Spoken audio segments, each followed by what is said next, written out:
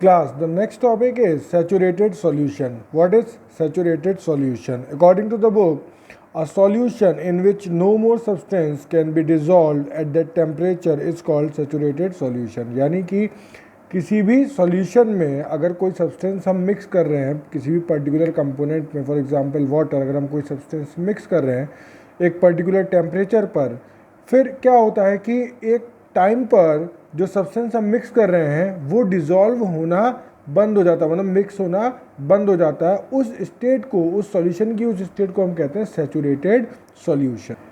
इसको हम best example से समझते हैं, ठीक है। मान लीजिए आपने कुछ क्वांटिटी वाटर की ली, आपने उसमें 1 glass of water for example, आपने उसमें करीब 3 to 4 स्पून आपने शुगर डाली और उसको मिक्स किया। आपने देखा कि वो शुगर उसमें मिक्स हो गई। फिर आपने और 3 to 4 स्पून डाले, आपने फिर उसको मिक्स किया, वो भी मिक्स हो गई। फिर आपने और ज़्यादा उसमें शुगर ऐड करनी स्टार्ट करी तो आप देखेंगे कि जो सॉल्यूशन था वो बहुत थिक यानी गाढ़ा सा होने लगा।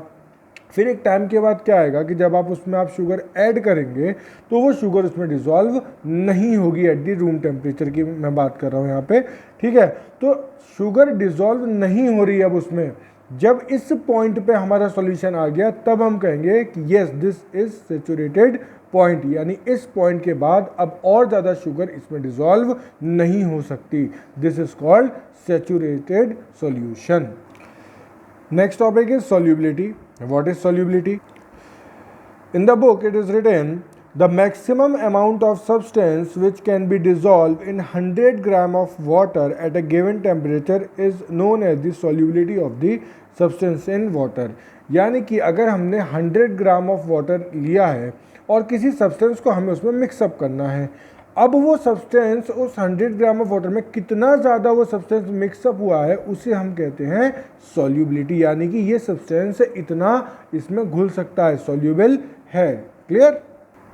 अब अलग अलग सब्सटेंस की अलग अलग सॉल्युबिलिटी है। अगर मान लीजिए अगर पानी के अंदर मैं सॉल्ट मिक्स करता हूँ तो सॉल्ट की सॉल्युबिलिटी, सॉल्ट ज़्यादा मिक्सअप हो सकता है। शुगर मिक्स करूँगा तो वो as compare to salt sugar कम मिक्स होगा, ठीक है ना।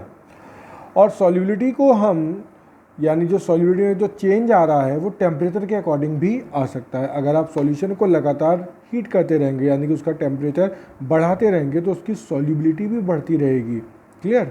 जैसे अगर मैं प्रीवियस एग्जांपल की ही बात करूं कि अगर मैंने वाटर लिया था उसमें मैं शुगर मिक्स कर रहा हूं, अगर मैं उसी सॉल्यूशन को अब मैं हीट करना स्टार्ट कर दूं, उसका टेम्परेचर इंक्रीज़ कर दूं, तो अब क्या होगा कि एज़ कम्पेयर टू अर्लियर जो मैं शुगर उसमें मिक्स कर रहा था उसके कंपेयर में अब मैं और ज़्यादा शुगर उसमें मिक्सअप कर सकता हूँ, ठीक है ना। तो जो सॉल्युबिलिटी है वो कहीं ना कहीं डायरेक्टली प्रोपोर्शनल है टेम्परेचर के। अगर यानी कि अगर हम टेम्परेचर बढ़ाएंगे कहीं ना कहीं किसी मिक्सचर का तो जो सब्सटेंस है उसकी सॉल्युबिलिटी भी बढ़ जाएगी, वो और ज़्यादा उसमें मिक्सअप हो सकता है। सेम हमारा नेक्स्ट टॉपिक में है effect of heating and cooling on a saturated solution. ये लास्ट टॉपिक है इस चैप्टर का। I hope you like the video.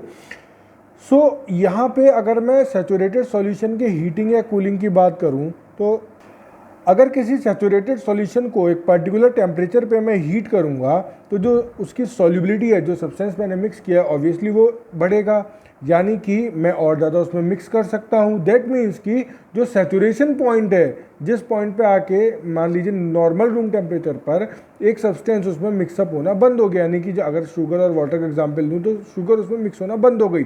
लेकिन जैसे ही मैंने उस सॉल्यूशन को हीट किया मैंने ये देखा कि और ज़्यादा शुगर उसमें ऐड हो सकती है।